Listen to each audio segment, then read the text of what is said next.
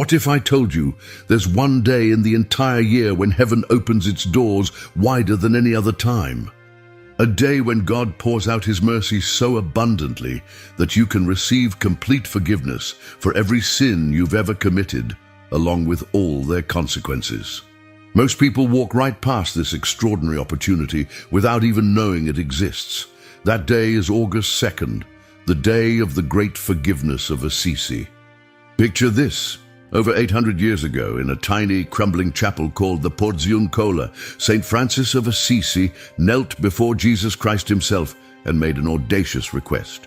He asked that anyone who visited his little church on this special day with genuine repentance in their heart would receive the most complete forgiveness possible. Not just forgiveness of sins, but freedom from all their spiritual consequences too. And Jesus said yes. Since that moment, the Catholic Church has granted what's called a plenary indulgence on August 2nd. It's like hitting the spiritual reset button on your entire life. But here's what most people don't realize. Padre Pio knew this secret. He lived this day like it was the most important opportunity of the year to liberate the soul from every burden it carries. If you believe in Padre Pio's powerful intercession and want to experience this incredible grace, write in the comments, St. Francis, on this day of the pardon of Assisi, I believe my soul will be freed and renewed. Your simple act of faith helps this message reach more souls who desperately need it. Today, I'm going to share with you the 3 specific things Padre Pio emphasized people should do on August 2nd to receive this great forgiveness. These aren't just religious formalities. They're transformative actions that can literally change the trajectory of your spiritual life. But you have to know what they are, and you have to be willing to do them with your whole heart. The first action might surprise you with its simplicity, but don't be fooled. The second one requires more courage than most people are willing to show. And the third one is something the saint passionately advocated that goes beyond what the church even requires. But it's the key to making this forgiveness stick in your life forever. This isn't just another religious observance. This is your chance to walk into August 3rd as a completely different person than you were on August 1st. Padre Pio called it the day when souls are reborn. But you only get this opportunity once a year, and most people miss it entirely because they don't know how to prepare properly. Stay with me until the very end, because what I'm about to reveal could be exactly what your soul has been waiting for. The mercy is available. The grace is ready to be poured out. The only question is, will you be ready to receive it? To understand why August 2nd holds such extraordinary power, we need to go back to a summer evening in the year 1216. St. Francis of Assisi was praying alone in his beloved little chapel, the Porziuncola, when something miraculous happened. Jesus Christ appeared to him, accompanied by his mother Mary, surrounded by a host of angels. But Francis wasn't asking for visions or mystical experiences. He was asking for something much more practical, much more desperate. He looked at Jesus and said, Lord, I beg you, grant that all who come to this little church, truly repentant and confessed, may receive full forgiveness of all their sins and be freed from all punishment. Think about what Francis was really asking for. He wasn't requesting a small favor. He was asking Jesus to establish a day when ordinary people could receive the same grace usually reserved for martyrs or those who made pilgrimages to the Holy Land. He was asking for the impossible. And Jesus, moved by Francis's love for souls, granted it. But there was one condition. Francis had to go to the Pope to obtain official approval. When Francis presented this request to Pope Honorius III, the Pope was stunned. How many years do you want this indulgence to last? He asked. Francis replied, Holy Father, I don't want years. I want souls. I want this indulgence to last forever, for just one day each year. The Pope approved it, and from that moment forward, August 2nd became known as the Day of the Great Forgiveness of Assisi. Anyone who visits a parish church or Franciscan church on this day, fulfills the required conditions, and truly repents, can receive what's called a plenary indulgence, complete forgiveness of all sins and their temporal punishment. Now here's where Padre Pio's wisdom becomes invaluable. He didn't see August 2nd as just another church feast day. He saw it as God throwing open the treasury of heaven for 24 hours. He would tell people, this is the day when Jesus becomes a beggar for souls. He's practically begging you to let him forgive you completely. The stigmatist lived this day with incredible intensity. He would spend extra time in prayer, encourage more people to go to confession, and emphasize that this wasn't just about following rules. It was about accepting an invitation to be completely transformed. He understood that when God offers such extraordinary mercy, our response needs to be extraordinary too. But here's what made his approach different from other spiritual teachers. He didn't just tell people what the church required. He showed them how to prepare their hearts to actually receive this grace in a way that would change their lives forever. And that preparation involved 3 specific actions that he believed were absolutely essential. The first thing Padre Pio emphasized you must do on August 2nd is this: visit a church with sincere and humble faith. Now, you might think this sounds obvious, but let me tell you why he stressed this so strongly, and why most people get this completely wrong. The church allows this indulgence to be obtained not just at the original Porziuncola chapel in Italy, but at any parish church or Franciscan church worldwide. But the saint would warn people, don't go out of routine. Don't go out of obligation. Go with your heart wide open, like a child returning home to their father. You see, there's a huge difference between showing up at church and truly visiting with faith. Padre Pio could spot the difference immediately. He would watch people walk into his church and know instantly who came seeking God and who came just checking off a religious box. He'd say, where Jesus is, there is forgiveness. And where there is humility, there is mercy. So what does it actually mean to visit with sincere faith? First, you should participate in Mass if possible. This isn't just about fulfilling a requirement. It's about placing yourself physically and spiritually in the presence of Christ, in the Eucharist. The saint understood that the Mass on August 2nd carries special power because it aligns your heart with the same sacrifice that makes all forgiveness possible. After Mass, spend time in adoration before the Blessed Sacrament. This is where the transformation really begins. Padre Pio would kneel before the tabernacle, and you could literally see his face change. He wasn't just looking at a golden box. He was gazing at the living Jesus who was about to pour out unprecedented mercy. He'd whisper, Jesus, I'm here not because I deserve this, but because you love me more than I love myself.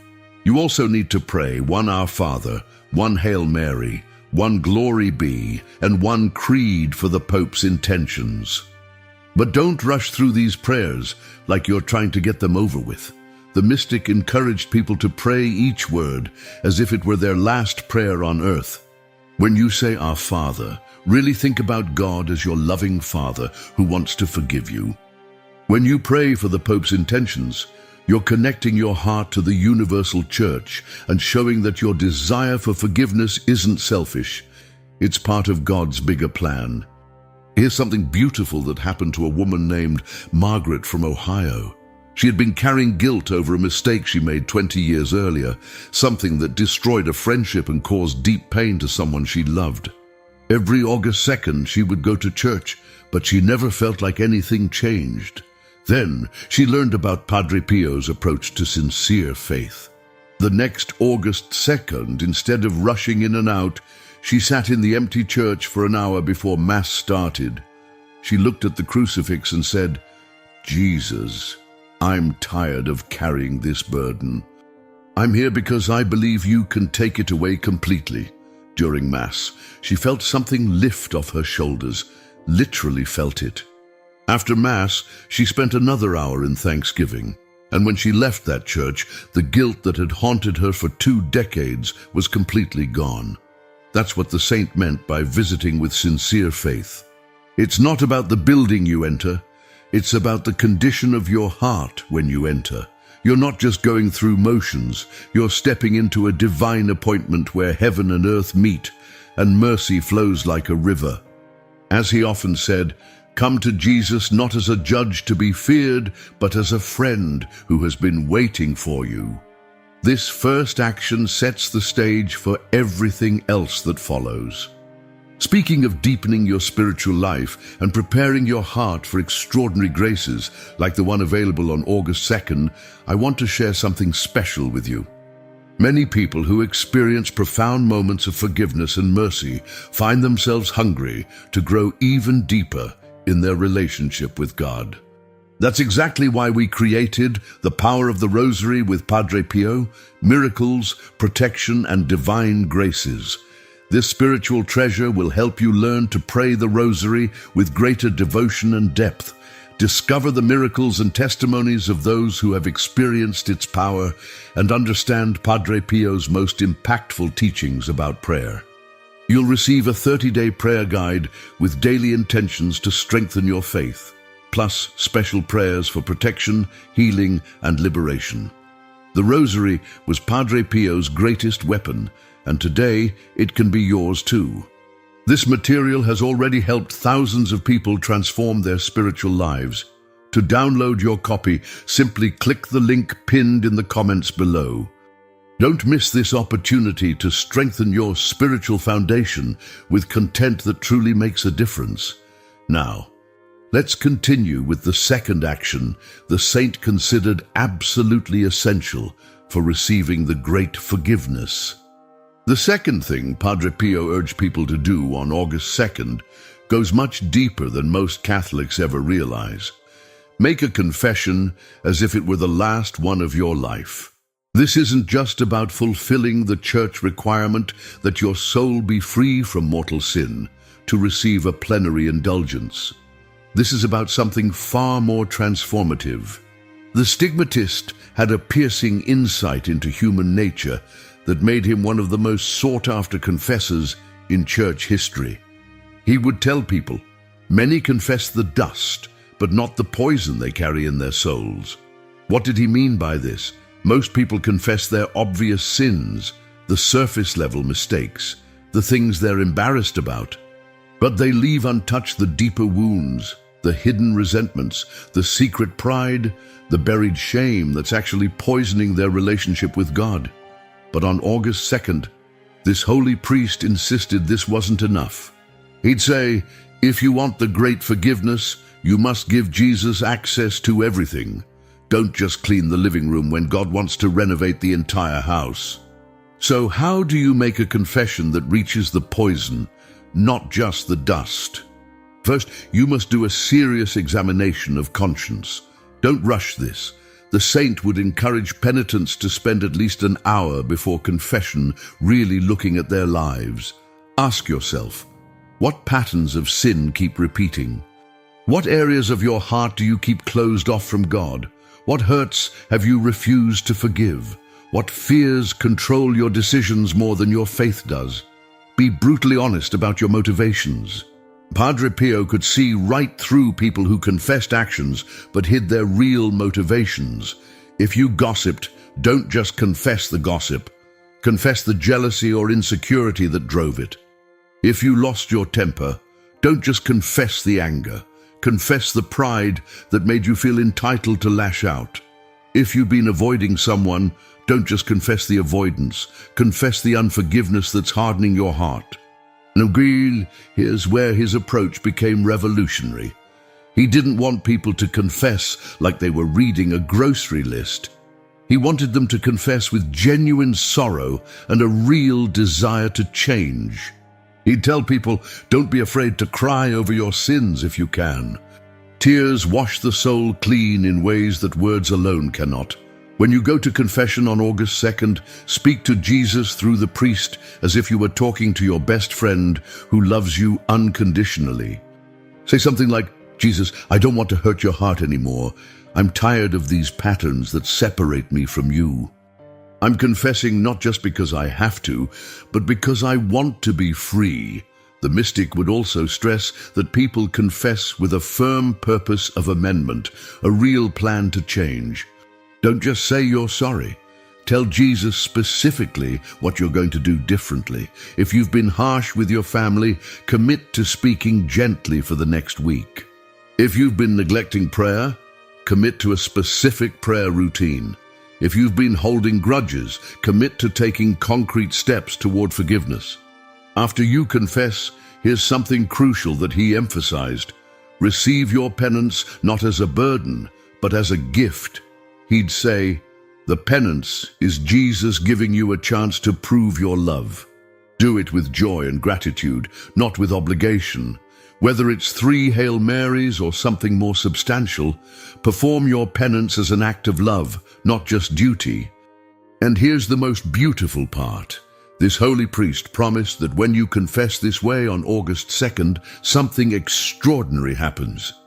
He'd tell people, the soul that confesses deeply on this day shines like a host before consecration, pure, white, and ready to receive the fullness of God's love. This kind of confession doesn't just remove sin, it removes the spiritual scar tissue that sin leaves behind. It doesn't just forgive, it heals. It doesn't just restore, it elevates. You walk out of that confessional not just clean, but renewed at the deepest level of your being. But there was one more action that Padre Pio believed was absolutely essential. The third action the saint passionately advocated is the most surprising of all. Offer the forgiveness you receive for someone else.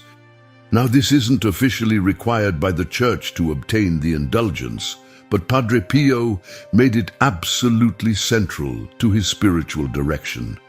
He had a profound understanding of something most people miss. Forgiveness that isn't shared grows weak.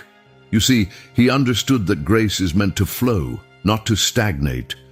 When you receive extraordinary mercy and then hold on to it selfishly, it's like trying to cup water in your hands. It eventually leaks away. But when you immediately turn that mercy outward toward others, it multiplies and becomes permanent in your own soul. So what does this look like practically? On August 2nd, after you visited the church and made your confession, the saint encouraged people to perform an act of charity that extends their forgiveness to someone else. This could take many forms. Pray for a family member who has drifted away from God.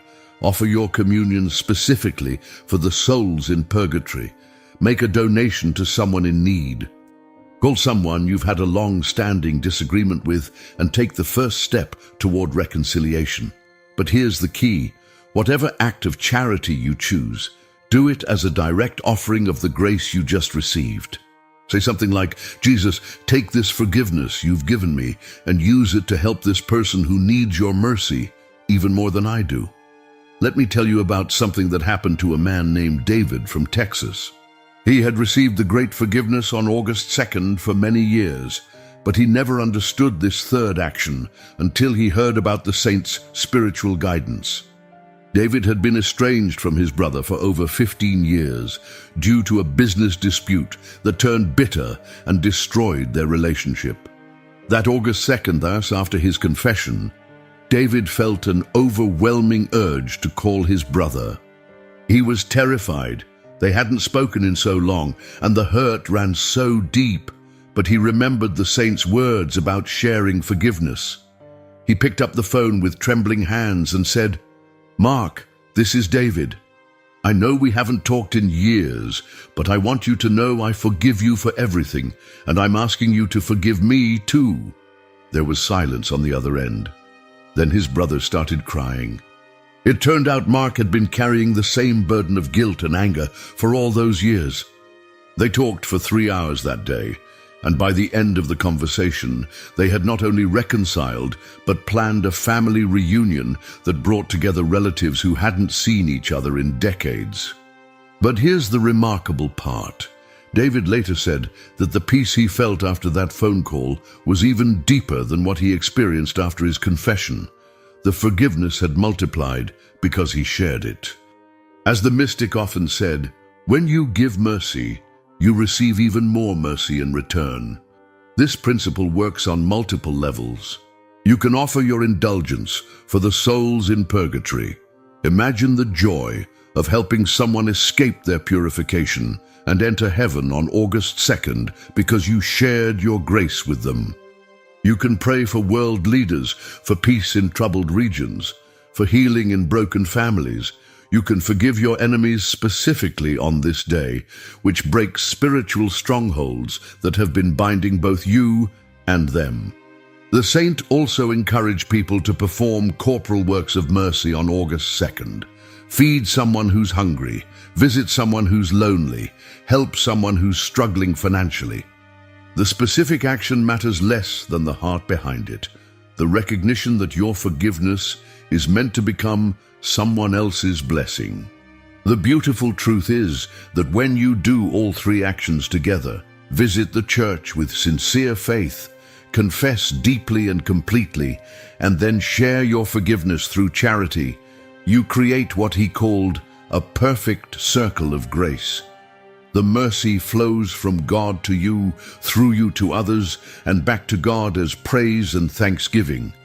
And in that circle, you find yourself permanently changed, not just for the day, but for the rest of your life. So let me bring together these three essential actions that Padre Pio emphasized for receiving the great forgiveness on August 2nd. First, visit a church with living faith. Don't just show up. Arrive with your heart wide open, like a child coming home to their father. Participate in Mass. Spend time in adoration. Pray the required prayers. But do it all as if it were your last chance to encounter Jesus face to face. Second, make a confession as if it were the last one of your life. Don't just confess the dust, confess the poison. Be brutally honest about your patterns, your motivations, your hidden wounds. Cry over your sins if you can. Tell Jesus you don't want to hurt his heart anymore and make a real plan to change. Third, offer the forgiveness you receive for someone else. Perform an act of charity. Pray for someone who needs God's mercy. Reconcile with someone you've hurt or who has hurt you. Share the grace, because forgiveness that isn't shared grows weak, but forgiveness that's given away multiplies. Now here's what the saint understood that most people miss. These three actions aren't separate requirements you check off a list. They form one complete spiritual movement, like breathing in and breathing out. You can't do one without the others and expect the full transformation.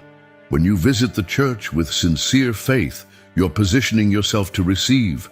When you confess deeply, you're emptying yourself to be filled. When you share that forgiveness through charity, you're allowing the grace to flow through you back to God. It's a perfect circle that leaves you permanently changed. Padre Pio lived August 2nd this way every single year. He would say, "This is the day when souls are reborn. Don't treat it like just another feast day." He understood that when God offers such extraordinary mercy, our response needs to be extraordinary too.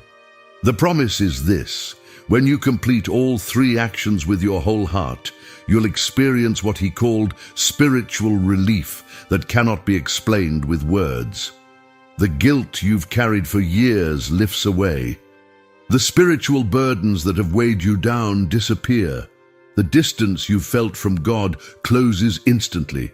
But remember, this opportunity comes only once a year. Don't let August 2nd pass by like just another day on the calendar. Heaven is throwing open its doors. Mercy is flowing like a river.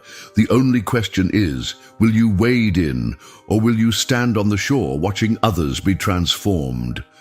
As Padre Pio always reminded people, pray, have hope, and don't worry. The protection is closer than you imagine. My friends, this August 2nd isn't just another date on your calendar. It's your personal invitation to walk into August 3rd as a completely different person than you were on August 1st. The mercy is available. The grace is ready to pour out. Jesus is practically begging you to let him forgive you completely. Remember what this holy saint emphasized. Visit a church with sincere faith, confess as if it were your last confession, and share that forgiveness through an act of charity. Do this with your whole heart, and you'll experience the spiritual rebirth that transforms lives forever. Don't let this extraordinary opportunity slip by. Heaven opens its doors widest on this one day of the year, and Padre Pio is interceding for you right now, asking Jesus to prepare your heart to receive this incredible grace. If you're going to live August 2nd fully, following these 3 actions with complete faith, write "Great Forgiveness" in the comments below. Your declaration of faith encourages others and helps this message reach souls who desperately need to hear it. Share this video with someone who needs reconciliation with God, someone carrying burdens they can't seem to release, someone who's been waiting for a fresh start. Subscribe to this channel so you never miss content that can strengthen your spiritual journey. Remember the words of Padre Pio: pray, have hope, and don't worry. Padre Pio accompanies you. Mary covers you. And Christ is waiting for you with arms wide open. This August 2nd, don't just let mercy pass you by. Step into it, live it, be transformed by it. Have you ever woken up from a dream so vivid, so real, that it felt more like a visit than a memory? Have you ever caught a scent in your home that doesn't belong there? Sweet like flowers, or heavy like something burning, appearing from nowhere and disappearing just as mysteriously. Or maybe you've felt an unexplained chill run down your spine, followed by an overwhelming sadness that seemed to come from somewhere beyond yourself. What if I told you these experiences aren't random? What if they're actually urgent messages from souls crying out for your help? Today, you're about to discover something that could change how you see the spiritual world forever. Something that most people dismiss as coincidence, but which one of the most powerful saints of our time revealed as profound spiritual truth. I'm talking about Padre Pio of Pietrelcina, the stigmatized priest who didn't just pray for the dead. He spoke with them. He received visits from souls in purgatory right in his own cell. Through his extraordinary spiritual gifts, he revealed exactly how to recognize when a soul in purgatory is reaching out to us. Because here's what many don't understand. Purgatory isn't just a concept or a metaphor. It's a real place where souls wait, suffer, and desperately need our prayers. And these souls, in their anguish, find ways to communicate with us, to let us know they need our help. But here's the crucial part that breaks my heart. Most of these cries for help go unnoticed. These precious souls remain trapped longer than necessary because we don't recognize their pleas. Padre Pio revealed 5 unmistakable signs that a soul in purgatory is trying to reach you, signs that happen around us more often than we realize. When you learn to recognize them, you become a liberator of souls, a bridge between earth and heaven. If you believe in the power of Padre Pio's teachings, write in the comments, "Padre Pio, help me hear their call." Your faith can be the key that unlocks a soul's freedom. In the next few minutes, I'm going to share these 5 life-changing revelations with you. But I need you to stay until the very end, because the 5th sign is so powerful, so undeniable, that it might be happening to you right now without you even knowing it. Are you ready to open your spiritual eyes? Let me tell you about a man who lived between 2 worlds. Padre Pio wasn't just any priest. For 50 years, he bore the wounds of Christ on his hands and feet. He could read souls like open books, predict future events, and most remarkably for our discussion today, he maintained constant communication with the souls in purgatory. This wasn't folklore or religious imagination. Fellow priests, doctors, and countless witnesses documented these supernatural encounters. Padre Pio would often pause during conversations, his eyes fixed on something invisible to others, and say, "Excuse me, there's a soul here asking for prayers." What made his understanding of purgatory so profound was that he experienced it directly. He didn't just believe in it, he witnessed it. Souls would appear to him regularly, some in great distress, others radiating gratitude after being freed through his intercession. He once told a spiritual director, "The souls in purgatory are closer to us than we think. They can see us, they know our needs, and they're desperate for our help." But here's what sets Padre Pio apart from other mystics. He gave us practical tools. He didn't just describe these supernatural encounters. He equipped ordinary people like you and me to recognize when these souls are reaching out. He understood that God doesn't want this knowledge reserved for a few chosen saints.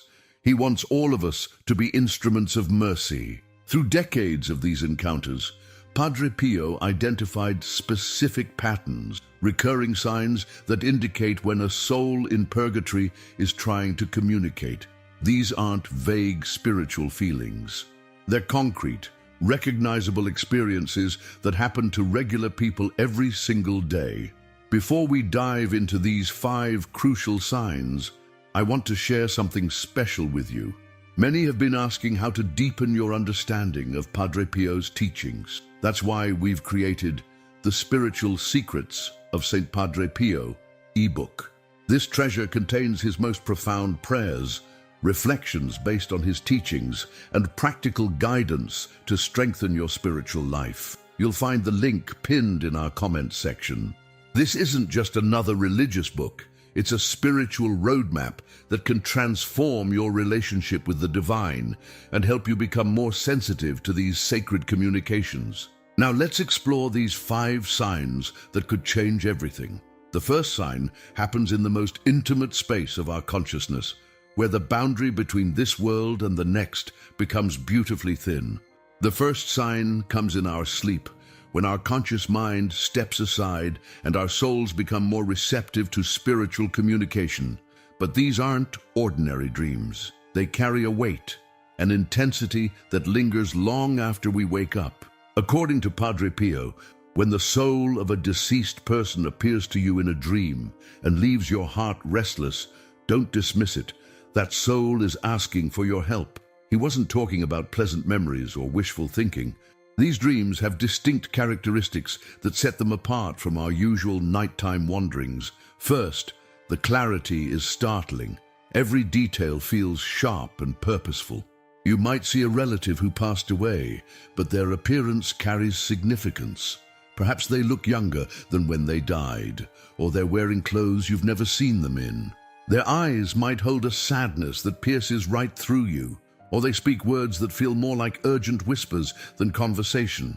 What makes these dreams unmistakable is the emotional residue they leave behind. You wake up with a heaviness in your chest, a deep knowing that this wasn't just your mind processing memories. There's an urgency, almost like you've been entrusted with an important message you can't quite grasp but can't ignore either. Sometimes the person in the dream doesn't speak at all. They simply look at you with an expression that communicates volumes. Other times, they might say something specific, "Pray for me," or "I need your help," or they might mention a particular mass or prayer. Padre Pio emphasized that we should pay special attention to any specific requests made in these dreams. Here's what's particularly striking.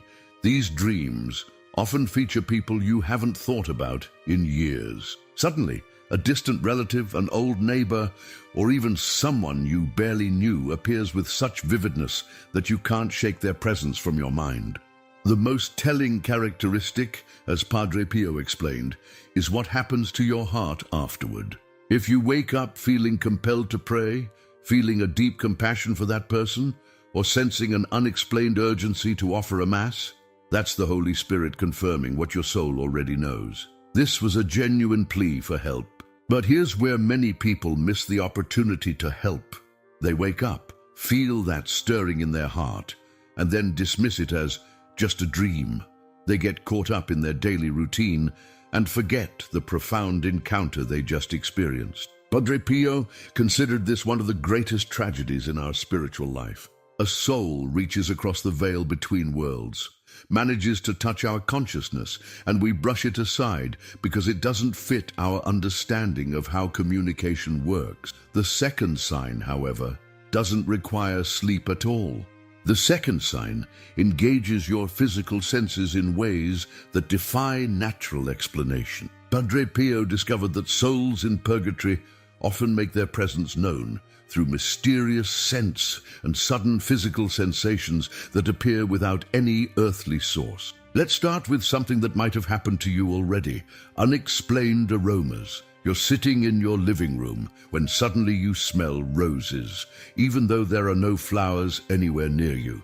Or perhaps you catch the scent of a particular perfume, one that reminds you of someone who has passed away. These aren't faint impressions that make you wonder if you imagined them. They're distinct, unmistakable, and they seem to hang in the air just long enough for you to recognize their significance. As Padre Pio explained, sweet, pleasant fragrances often indicate gratitude from a soul that has been helped by your prayers. Sometimes they signal a visit from a saint or angel accompanying a soul in need.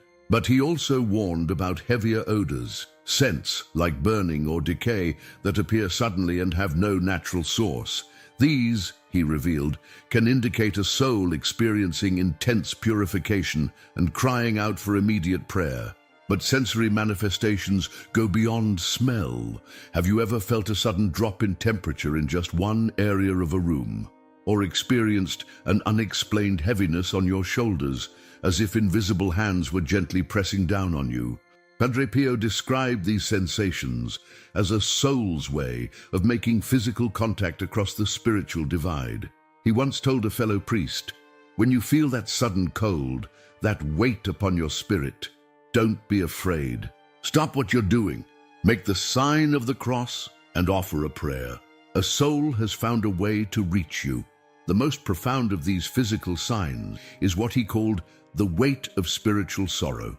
It's a heaviness that settles in your chest or shoulders, not from any physical cause, but from absorbing some of the spiritual anguish of a soul in purgatory. This isn't depression or anxiety.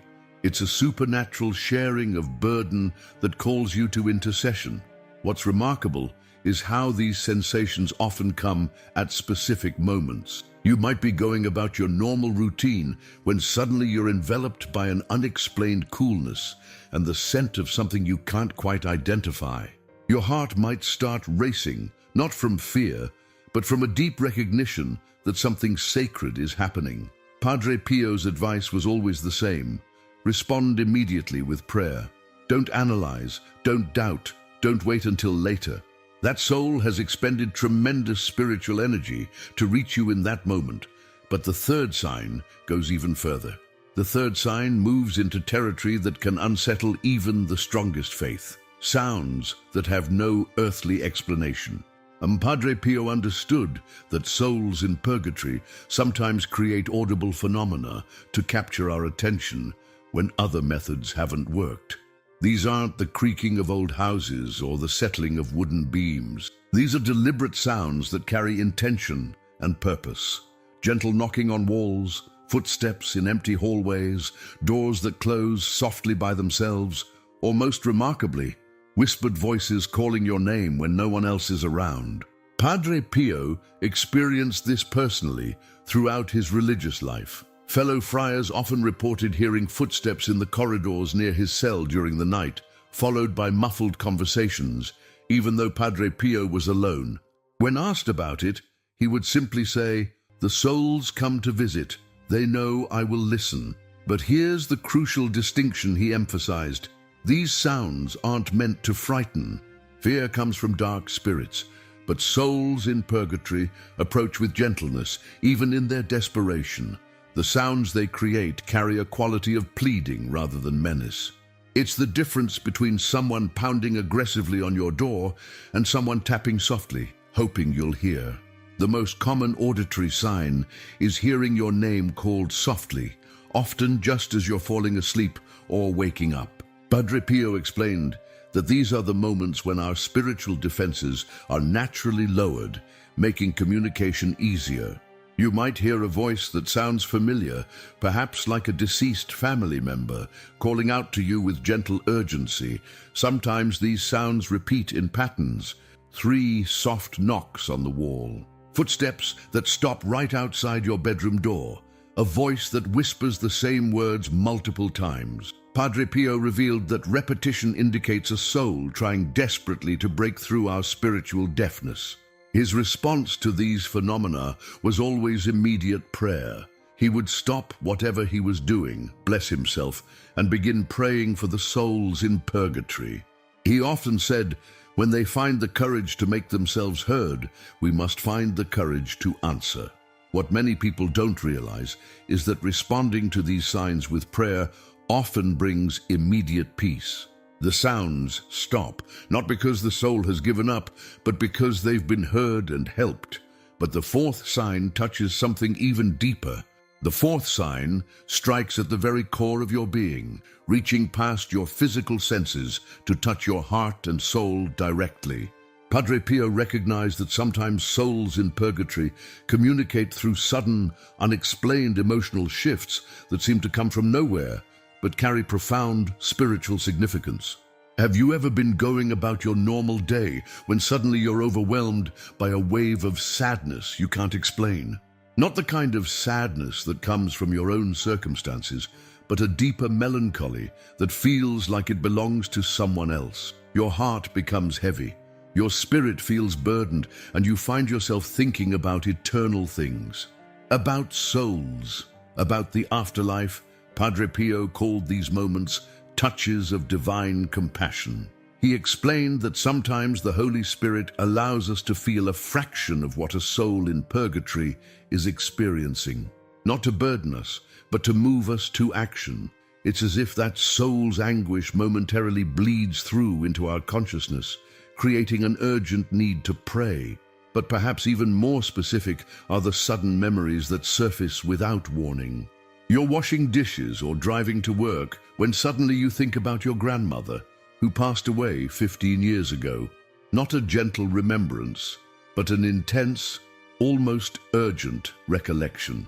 You remember her face clearly, you hear her voice, and you feel an inexplicable compulsion to pray for her soul. These aren't random mental wanderings. Padre Pio understood that souls in purgatory can sometimes influence our thoughts, bringing themselves to our remembrance precisely when they need our prayers most urgently. It's their way of saying, "Don't forget me. I need your help right now." Sometimes these spiritual impulses come with physical sensations, a sudden tightness in your chest, accompanied by thoughts of someone who has died, an unexplained urge to light a candle or visit a cemetery, a compelling need to attend Mass and offer it for someone specific, even though you hadn't planned to go. As Padre Pio emphasized, when God touches your heart with compassion for the dead, it's because someone desperately needs your prayers. Don't let that moment pass without responding. The beautiful truth is that acting on these impulses brings immediate peace, that heaviness lifts, that urgent sadness transforms into gentle hope, because you've answered a soul's cry for help. But now we come to the 5th and most powerful sign. Now we reach the most powerful sign of all, the one that combines multiple manifestations into undeniable spiritual communication. Padre Pio called these divine orchestrations, moments when several signs appear together in ways that are impossible to dismiss as mere coincidence. These synchronized events create what he described as heaven's urgent telegrams. You might experience a vivid dream about someone who passed away, wake up to an unexplained fragrance in your room, and then receive an unexpected phone call from someone mentioning that very same person. Or you feel a sudden sadness, accompanied by memories of a deceased friend, followed by finding an old photograph of them in a place you never left it. Let me share with you one of the most extraordinary accounts from Padre Pio's own life. It was a cold winter night in 1918. Padre Pio was praying alone in his cell when he heard 3 distinct knocks on his door. When he opened it, no one was there, but his cell filled with the scent of burning candles mixed with something he couldn't identify. As he returned to his prayers, the temperature in the room dropped noticeably, and he heard footsteps circling his small space. Then, in the corner near his crucifix, a figure began to materialize.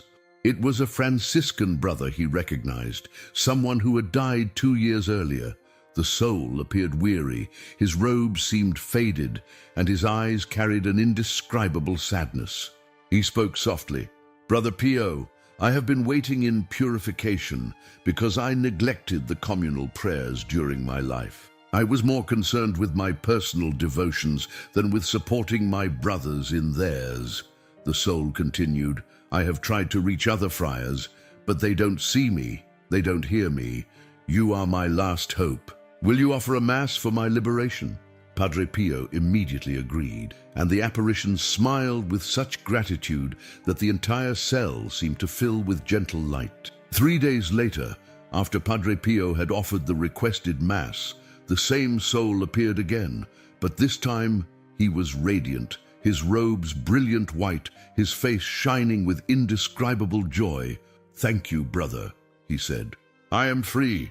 I go now to the Father, and I will never cease praying for you." With those words, he disappeared in a burst of golden light that left Padre Pio overwhelmed with spiritual consolation.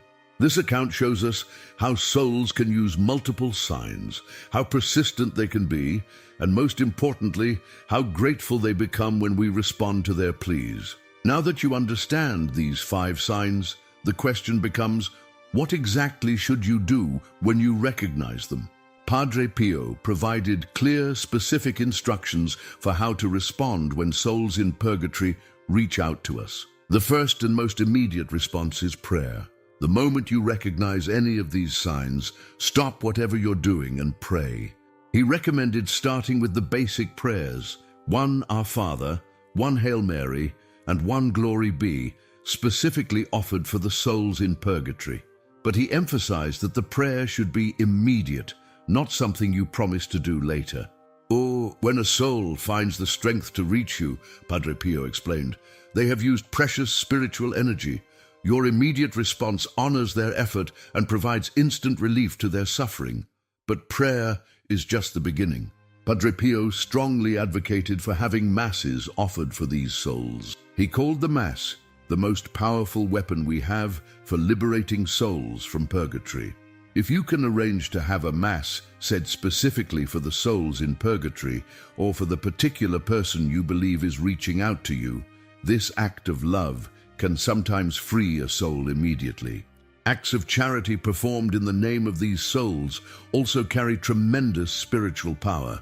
Give alms to the poor, donate to your church, help someone in need, but do it specifically in the name of the souls in purgatory. Padre Pio explained that these works of mercy create what he called spiritual currency that can be applied to reduce a soul's time of purification. Here's something beautiful that he revealed: offering your own sufferings for these souls. Whatever pain, discomfort, or inconvenience you experience during your day, you can offer it up for the relief of souls in purgatory. That headache, that difficult conversation, that frustrating delay in traffic, all of these can become powerful instruments of mercy when offered with love. The Rosary held special significance in Padre Pio's approach to helping souls in purgatory. He called it the chain that binds the devil and frees the souls. He recommended praying at least 1 decade of the Rosary daily, specifically for the souls in purgatory, but emphasized that when you recognize one of the 5 signs, praying a full Rosary for that specific soul can work miracles. But here's what he promised would happen when you consistently respond to these signs. The souls you help will become your greatest intercessors in heaven. No one is more grateful than a soul freed from purgatory through your prayers. Once in heaven, they never stop praying for you, protecting you, and interceding for your own salvation. Imagine, Padre Pio would say, having friends in heaven who owe their eternal joy to your kindness. They become your spiritual guardians, watching over you, guiding your steps, and preparing a place for you in paradise. Today, you've discovered something extraordinary. You now possess knowledge that most people will never understand: how to recognize when souls in purgatory are reaching out for your help. Through Padre Pio's profound spiritual wisdom, you've learned to see beyond the veil that separates this world from the next. Remember these 5 sacred signs: the vivid dreams that leave your heart restless, the mysterious fragrances and unexplained physical sensations, the gentle sounds that have no earthly source, the sudden spiritual impulses that fill you with compassion, and the divine orchestrations where multiple signs align to create undeniable spiritual communication. These aren't random occurrences or products of imagination. They are urgent messages from souls who desperately need your prayers, your masses, your acts of charity offered in their name. Every time you respond to these signs, you become an instrument of divine mercy, a bridge between earth and heaven. But here's the beautiful truth that should fill your heart with hope. When you help free a soul from purgatory, you gain an eternal friend in heaven.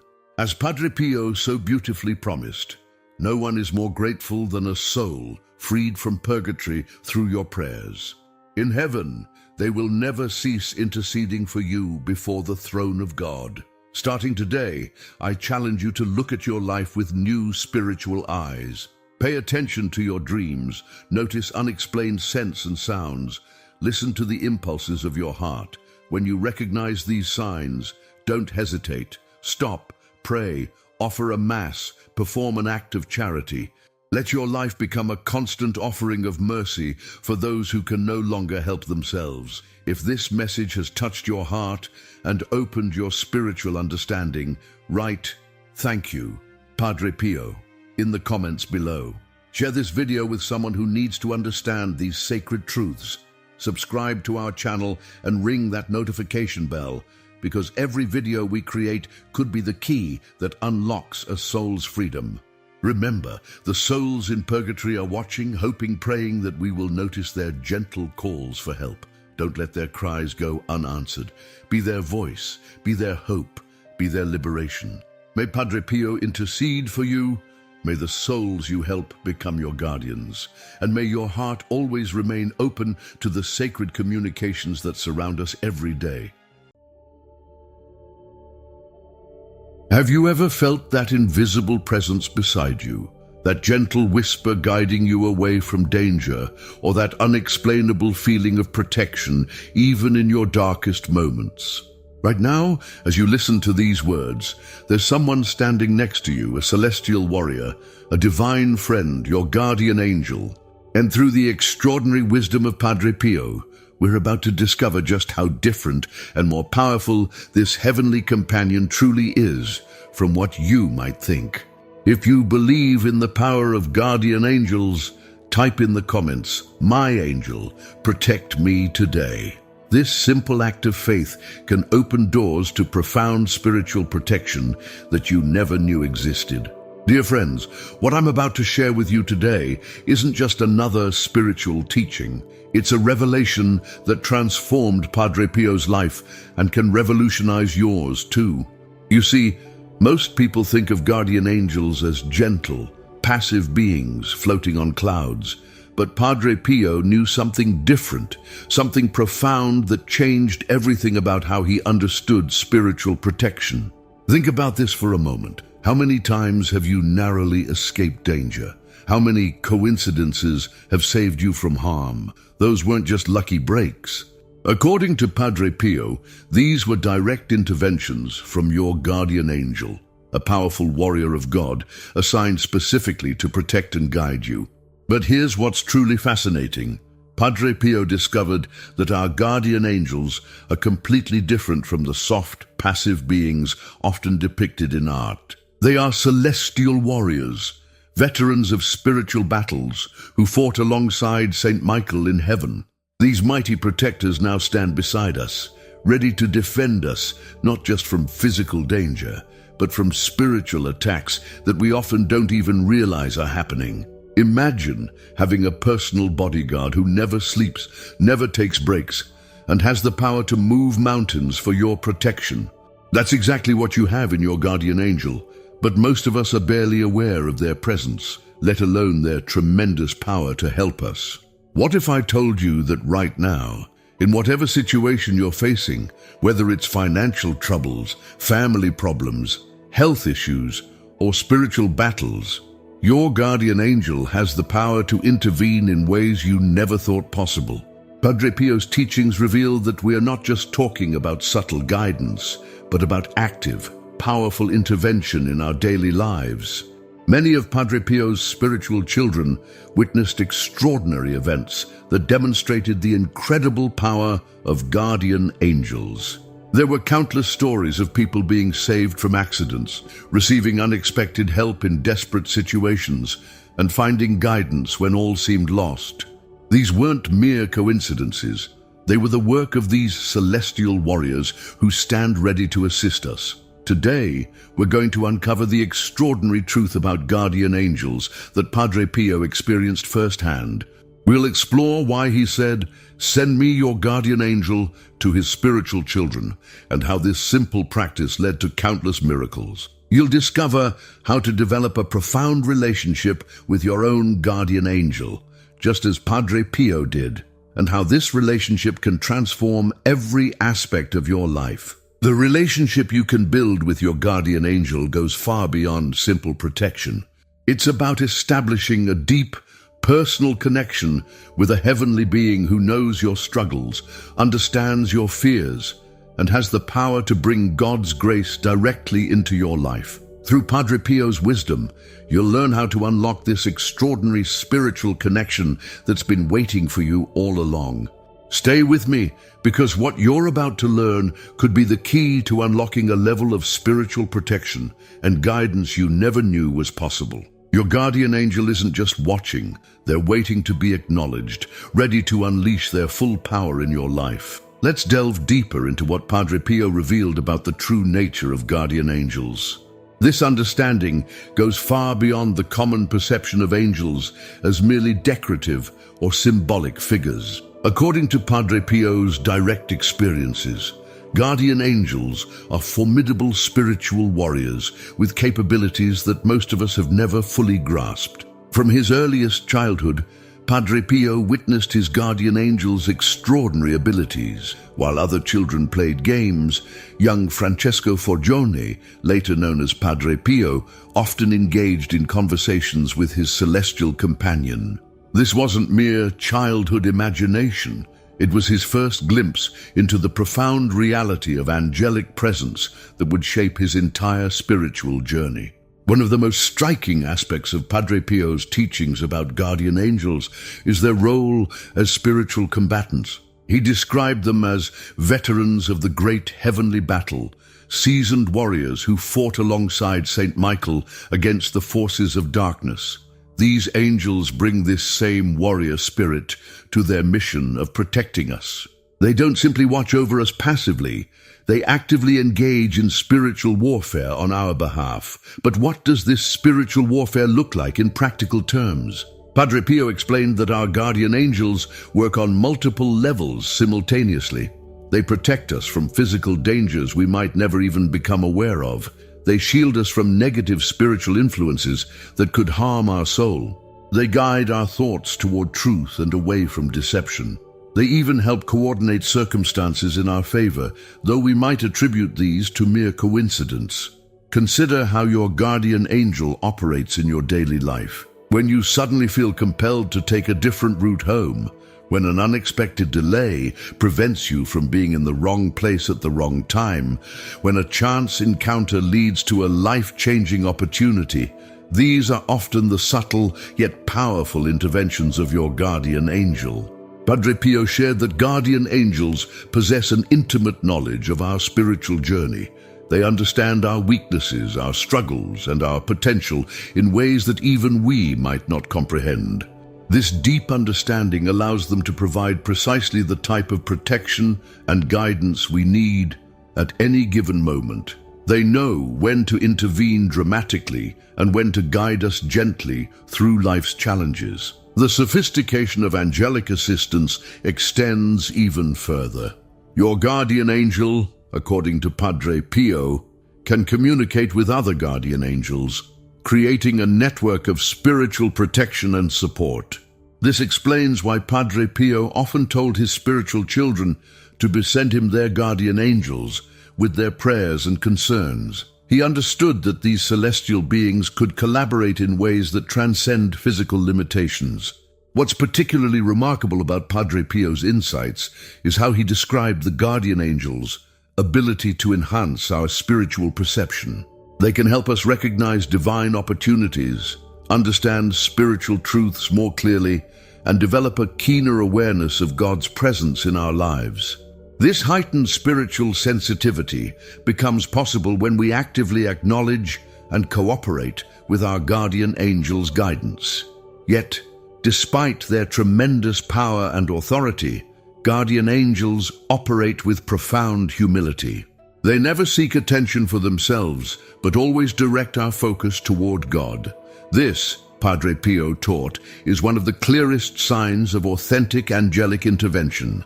It always leads us closer to God and deeper into our faith journey. The personal relationship between Padre Pio and his guardian angel stands as one of the most remarkable examples of angelic interaction in recent spiritual history. Unlike many saints who experienced occasional angelic encounters, Padre Pio maintained a consistent, daily relationship with his guardian angel that spanned his entire life. Let's explore some of the most extraordinary aspects of this unique spiritual friendship. During his early years as a young priest, Padre Pio faced intense spiritual battles that would have overwhelmed most people. However, his guardian angel stood as his constant defender and companion. In his letters to spiritual directors, he described how his angel would appear visibly during these challenging times, often illuminating his small cell with heavenly light. The angel would stay through the night, keeping watch and offering comfort when supernatural attacks were at their most intense. One of the most compelling testimonies of angelic intervention occurred during a stormy night in San Giovanni Rotondo. A group of pilgrims was traveling through treacherous mountain roads to see Padre Pio. The weather was severe, with heavy rain and dense fog making visibility nearly impossible. Padre Pio, aware of their danger through his guardian angel, interceded for their safety. The entire group later testified that a mysterious light appeared before their bus, guiding them safely through the perilous mountain passes. This divine intervention saved dozens of lives and demonstrated the extraordinary power of angelic protection. The saint's guardian angel also served as his spiritual messenger. When physically confined to his monastery, Padre Pio would send his angel to check on his spiritual children in distant locations. One particularly moving case involved a woman struggling with severe depression. Though she never spoke of her condition, Padre Pio's guardian angel revealed her deep suffering. Through angelic guidance, he was able to provide her with specific spiritual counsel that led to her healing. She later testified that during her darkest moments, she would experience unexpected waves of peace and hope, direct interventions from her guardian angel working in concert with Padre Pio's spiritual direction. Padre Pio's angel also played a crucial role in his ministry of spiritual direction. Often, before someone would confess, the angel would inform Padre Pio of the person's spiritual state and hidden struggles. This supernatural insight enabled him to guide countless souls toward genuine repentance and spiritual transformation. The angel's involvement wasn't about exposing sins to embarrass people, but rather to facilitate deeper healing and conversion. In his correspondence, Padre Pio detailed how his guardian angel would wake him at specific times for prayer, deliver messages from his spiritual children, and even shield him from individuals with harmful intentions. The angel's protection extended beyond spiritual matters to practical daily activities, demonstrating that angelic assistance isn't limited to purely religious matters. The relationship between Padre Pio and his guardian angel also provides valuable lessons about angelic communication. He taught that angels often speak to us through subtle impressions, gentle nudges of conscience, and unexpected moments of clarity. Through his experiences, we learn that angelic guidance isn't always dramatic or visible. It's often quiet, consistent, and deeply personal. In our exploration of Padre Pio's teachings about guardian angels, we now arrive at a crucial question. How can we develop the kind of intimate relationship with our guardian angel that Padre Pio experienced? While we might not see our angels as visibly as he did, his guidance offers practical steps for deepening this celestial connection. The foundation of any relationship with your guardian angel, according to Padre Pio, begins with recognition and acknowledgement. Just as you wouldn't ignore a friend standing next to you, he taught that we should consciously acknowledge our angel's presence throughout the day. This isn't about seeking extraordinary experiences. It's about developing a simple awareness that you're never alone. Padre Pio shared specific practices that helped him maintain constant communication with his guardian angel. Each morning, he would begin with a simple greeting and invitation for guidance. This wasn't a formal prayer, but rather a heartfelt conversation. "Good morning, my dear guardian angel," he would say. "Today, we have much work to do together." This simple practice set the tone for a day of conscious collaboration with his celestial companion. The saint emphasized the importance of silence and interior listening. In our noisy, distraction-filled world, hearing our guardian angel's guidance requires creating spaces of quiet receptivity. He recommended setting aside even brief moments throughout the day for silent communion with our angel, explaining that these beings often communicate through subtle impressions, peaceful thoughts, and gentle interior promptings. One of Padre Pio's most practical teachings involved asking our guardian angels for specific help in daily situations. Whether facing important decisions, dealing with difficult people, or navigating challenging circumstances, he encouraged people to actively seek their angel's assistance. "Your guardian angel," he would say, "has been given authority by God to intervene in your earthly affairs. But this authority is often limited by your failure to ask for help." The process of strengthening this relationship, according to Padre Pio, also involves trust and patience. He observed that many people give up too quickly when they don't receive immediate, obvious responses to their prayers. Building a relationship with your guardian angel is similar to developing any deep friendship. It takes time, consistency, and faith. The key is to persist in your efforts to connect, even when you don't feel immediate results. Padre Pio taught that our guardian angels respond particularly well to expressions of gratitude. He encouraged people to thank their angels not only for obvious interventions, but also for their constant, unseen protection. This practice of gratitude, he explained, opens our spiritual senses to recognize more of our angels' activities in our lives. Through his own experiences, Padre Pio discovered that guardian angels are especially active during prayer and meditation. He advised people to invite their angels to pray with them, explaining that angels can help elevate our prayers and maintain our focus during spiritual exercises. This cooperation in prayer creates a powerful spiritual synergy that enhances our connection with both our angel and with God. An often overlooked aspect of angelic relationship that Padre Pio emphasized was the importance of purity of intention. He explained that guardian angels, being creatures of pure light, are particularly responsive to sincere hearts and pure motives. This doesn't mean we must be perfect. Rather, we should approach our angel with honesty about our struggles and a genuine desire for spiritual growth. Padre Pio also shared specific insights about how guardian angels assist in spiritual warfare. He taught that by consciously invoking our angel's protection before entering challenging situations, we activate a powerful spiritual defense system.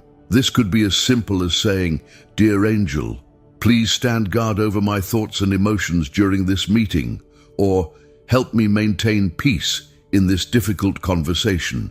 The saint revealed that our guardian angels can also help us understand and interpret spiritual experiences. When we receive dreams, inspirations, or spiritual insights, we can ask our angels to help us discern their meaning and authenticity. This aspect of angelic guidance serves as a protective filter, helping us distinguish genuine spiritual experiences from imagination or deception. One particularly beautiful aspect of Padre Pio's teaching was his emphasis on allowing our guardian angels to guide our charitable actions. He explained that angels can help us notice opportunities to help others that we might otherwise miss, and can inspire us with creative ways to serve those in need. This practical application of angelic guidance helps transform our spiritual connection into tangible acts of love. Let's explore one of the most powerful aspects of guardian angels that Padre Pio revealed: their role as spiritual warriors. This dimension of angelic protection goes far beyond the gentle, passive image many people hold, entering into the realm of active spiritual combat and defense of our souls. According to Padre Pio's experiences, guardian angels engage in constant spiritual warfare on our behalf. He witnessed his own angel battling dark forces that sought to harm him spiritually, physically, and emotionally. These encounters revealed that our angels possess extraordinary power and authority when defending those under their care. The saint described specific instances where his guardian angel intervened during intense spiritual attacks. During these moments, his cell would suddenly fill with light, and the angel would stand guard through the night, creating a shield of protection that no evil force could penetrate. These experiences taught him that our guardian angels possess capabilities far beyond our normal understanding of spiritual defense. One particularly fascinating aspect of angelic protection involves their ability to guard our minds. Padre Pio explained that guardian angels can help filter out negative thoughts, protect against spiritual deception, and strengthen our discernment.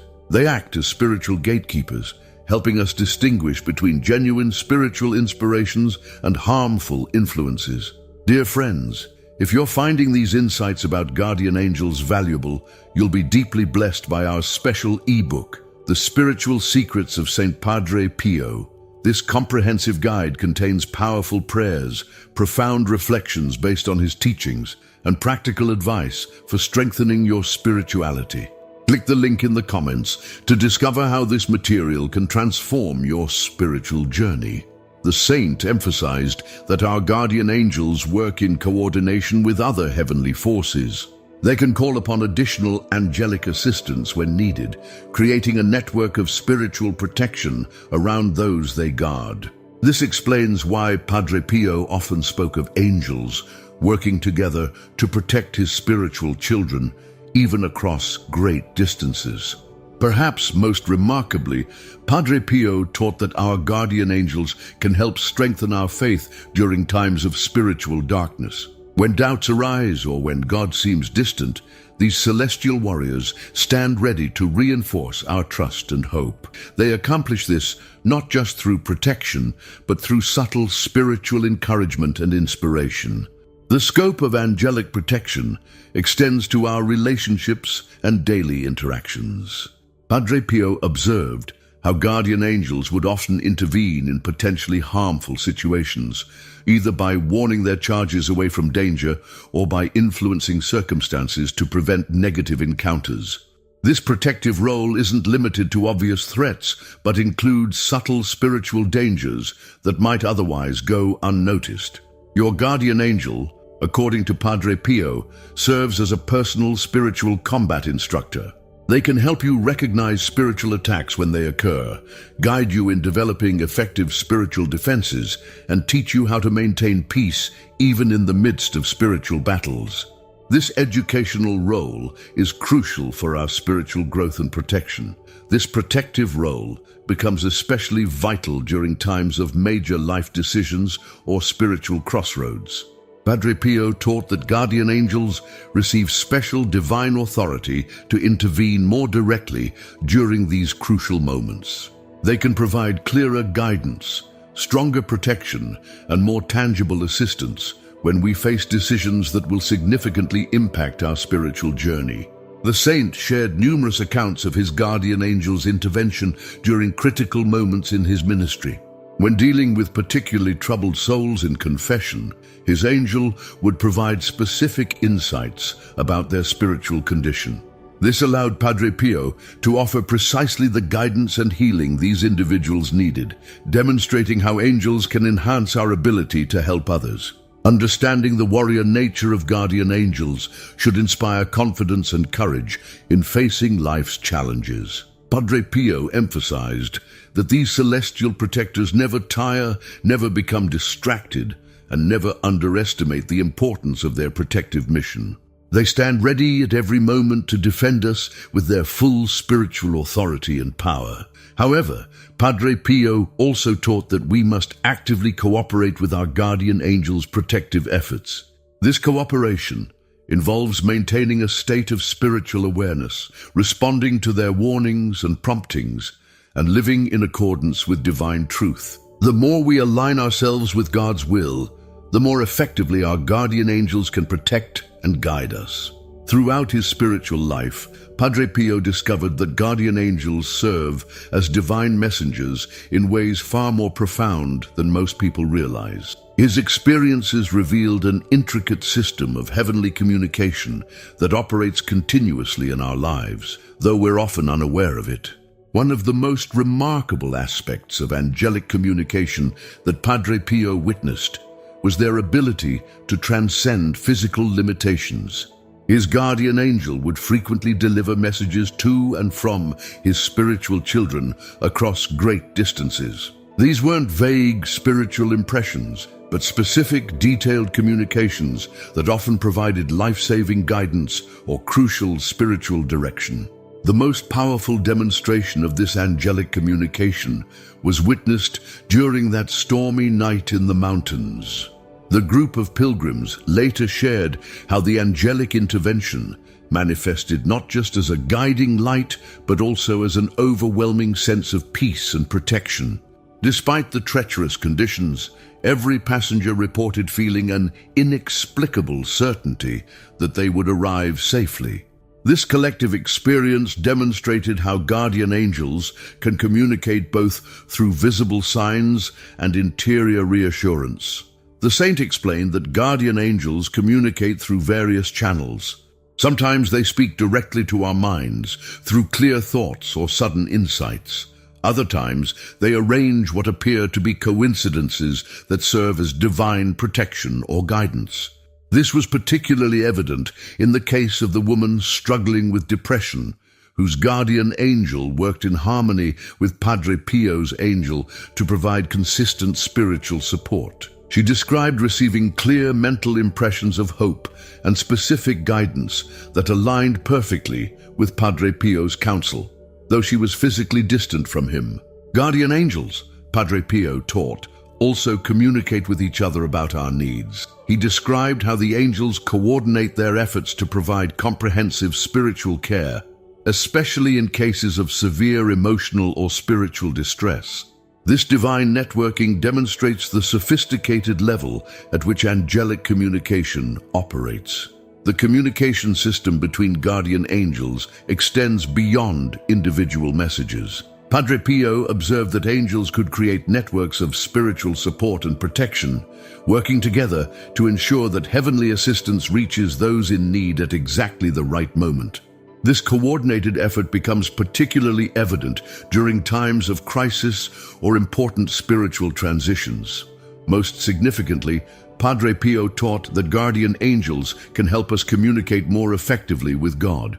They clarify our prayers, purify our intentions, and help us express our deepest spiritual needs. This angelic assistance in prayer often leads to more profound experiences of divine presence and clearer reception of God's guidance. The role of guardian angels as divine messengers takes on special significance during times of spiritual crisis.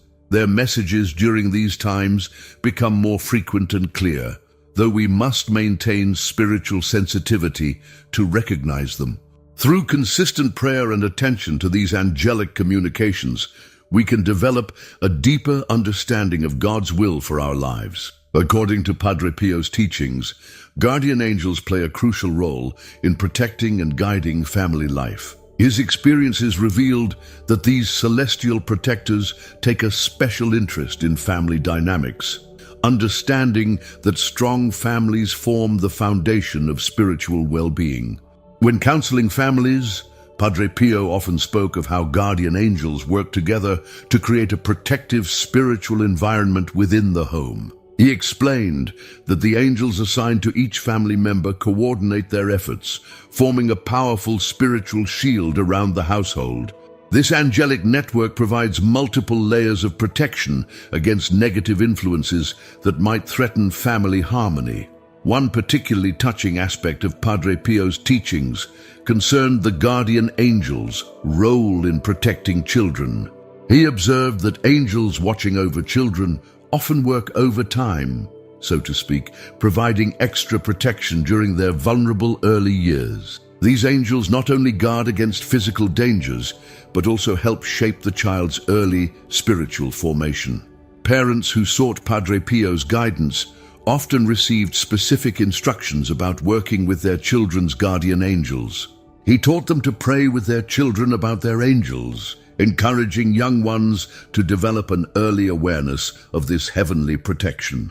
This early connection, he noted, often resulted in children maintaining stronger faith throughout their lives. In cases of family conflict, Padre Pio witnessed guardian angels working as peaceful mediators. He described how angels would often inspire family members with thoughts of reconciliation, create opportunities for peaceful dialogue, and help dissolve tensions before they could escalate into serious conflicts.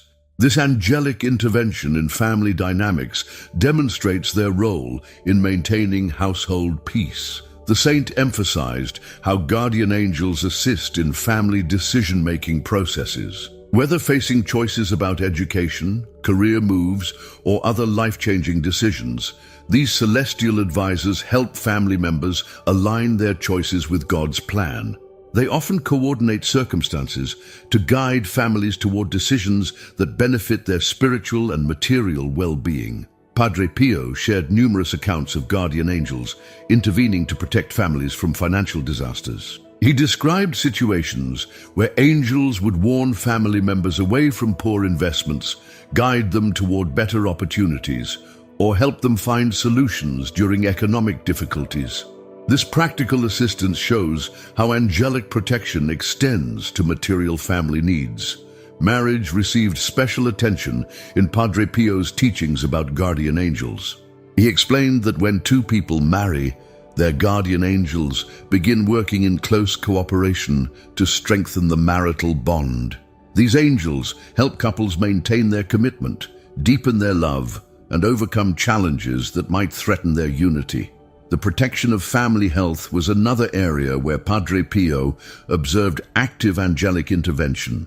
He noted how guardian angels would often alert family members to hidden health issues, guide them to competent medical help, or provide protection against accidents and injuries. This physical protection complements their spiritual guardianship of the family. Among Padre Pio's most profound teachings about guardian angels was their role in helping us overcome life's challenges. Through his own experiences and observations of his spiritual children, he discovered that angels provide specialized assistance during times of personal crisis and spiritual warfare. During periods of intense anxiety and fear, Padre Pio observed that guardian angels work to create what he called a spiritual sanctuary around the person they protect. This invisible but powerful space of peace helps individuals maintain clarity and emotional balance even in the midst of turmoil. The angel accomplishes this by filtering out negative spiritual influences and strengthening the person's connection to divine peace. One striking example from Padre Pio's ministry involved a woman suffering from severe depression. Her guardian angel alerted Padre Pio to her condition before she even spoke about it. Through his guidance, she learned to work with her angel during moments of emotional darkness. The angel would provide her with subtle reminders of hope, often through unexpected encounters with others who offered exactly the support she needed. The saint emphasized that guardian angels play a crucial role in helping us overcome harmful patterns and addictions. He witnessed angels working patiently with individuals struggling to break free from destructive behaviors. These celestial helpers would create circumstances that supported positive change, while also strengthening the person's will to resist temptation. When facing important decisions or life transitions, Padre Pio taught that guardian angels provide specialized guidance through what he called divine orchestration. This involves angels arranging seemingly coincidental events, meetings, or insights that help clarify the right path forward. They might bring certain opportunities to our attention while steering us away from choices that could harm our spiritual progress. Financial challenges receive particular attention from guardian angels, according to Padre Pio's observations. He noted how angels often help by inspiring creative solutions to monetary problems, connecting people with helpful resources, or preventing them from making financially devastating decisions. This practical assistance demonstrates how angelic help extends to all areas of human need. Professional challenges also fall within the scope of angelic assistance. Padre Pio shared accounts of guardian angels helping people navigate workplace difficulties, find better employment opportunities, or develop their talents in ways that served both their material needs and spiritual growth. The angels' guidance in this area often came through subtle intuitions about which professional paths to pursue or avoid. In situations involving relational conflicts, Padre Pio witnessed guardian angels working as divine mediators. They would often inspire both parties with thoughts of reconciliation, create opportunities for peaceful dialogue, and help dissolve misunderstandings before they could escalate into serious rifts. This peacekeeping role exemplifies the angels' commitment to maintaining harmony in human relationships. The protection and guidance of guardian angels becomes especially evident during times of physical illness or recovery. Padre Pio observed angels providing comfort during pain, guiding people to effective treatments, and even alerting them to undiagnosed health issues that required attention. This medical assistance showcases the comprehensive nature of angelic care for human well-being. Padre Pio's teachings about guardian angels included specific practices for daily connection that he considered essential for maximizing angelic assistance. These practices, developed through his lifetime of experience, offer practical ways to strengthen our relationship with our celestial protector. The morning greeting ritual held special significance in Padre Pio's teachings. He advised beginning each day by consciously acknowledging your guardian angel's presence. This isn't merely reciting a formal prayer, but rather establishing a personal dialogue. He suggested speaking to your angel as you would to a trusted friend, sharing your plans, concerns, and hopes for the day ahead. Throughout his ministry, Padre Pio emphasized the importance of creating what he called sacred pauses during the day. These are brief moments of stillness where you consciously reconnect with your guardian angel. He recommended setting aside just a few seconds during transitions between activities before starting work, entering a meeting, or beginning a challenging task to silently invoke your angel's assistance. The practice of spiritual journaling received particular attention in Padre Pio's guidance. He encouraged people to keep a record of apparent angelic interventions in their lives. This practice serves multiple purposes. It heightens awareness of angelic activity, builds faith through recognizing patterns of protection, and creates a personal testimony of divine care through angelic assistance. One innovative practice Padre Pio taught involved using physical reminders of angelic presence. He suggested placing small symbols or images in frequently viewed locations, perhaps a feather on your desk or a simple angel image on your phone, not for worship, but as mindful reminders to maintain awareness of your guardian angel's constant presence. Evening reflection became a cornerstone practice in Padre Pio's system of angelic connection. He advised spending a few minutes before sleep reviewing the day's events with your guardian angel, expressing gratitude for specific protections and guidance received. This practice helps develop spiritual sensitivity and strengthens the bond with your celestial protector. The saint emphasized the importance of what he called angelically aware prayer. This involves consciously including your guardian angel in your prayer times, allowing them to help elevate your prayers and maintain focus. He noted that angels can help transform routine prayers into deeper spiritual experiences by adding their own prayers to ours. Padre Pio also taught specific practices for seeking angelic guidance in decision-making. He recommended explicitly asking your guardian angel for help when facing choices, then paying attention to the subtle ways they might provide direction. Through peace or unease about certain options, unexpected insights, or relevant circumstances that arise. The practice of spiritual reading took on new dimensions under Padre Pio's guidance about angelic collaboration. He suggested inviting your guardian angel to illuminate your understanding when reading spiritual texts, noting that angels can help us grasp deeper meanings and personal applications of spiritual teachings. As we conclude our exploration of Padre Pio's extraordinary teachings about guardian angels, let's reflect on the profound implications these insights hold for your spiritual journey. Through his experiences and wisdom, we've discovered that our guardian angels are far more powerful and actively involved in our lives than most people realize. Remember how we began this journey, questioning the true nature of these celestial protectors. Now we understand that guardian angels aren't merely passive observers, but powerful warriors of light, veterans of heavenly battles who stand ready to defend, guide, and support us in ways we're only beginning to comprehend. Padre Pio's legacy offers us a revolutionary understanding of angelic assistance. Your guardian angel isn't just a distant spiritual concept. They're your personal spiritual warrior, appointed by God to guide you through life's challenges and victories. This celestial companion knows your struggles, understands your fears, and possesses the power to help transform your spiritual life. Through Padre Pio's experiences, we've learned that guardian angels can intervene in practical ways, protecting us from danger, guiding our decisions, healing our relationships, and even helping with financial and professional challenges. They serve as divine messengers, spiritual protectors, and faithful friends who never abandon their sacred duty of care. Consider how your life might change if you began implementing the practices we've discussed. Imagine starting each day acknowledging your angel's presence, maintaining awareness of their guidance throughout your activities, and ending your day in grateful reflection with your celestial companion.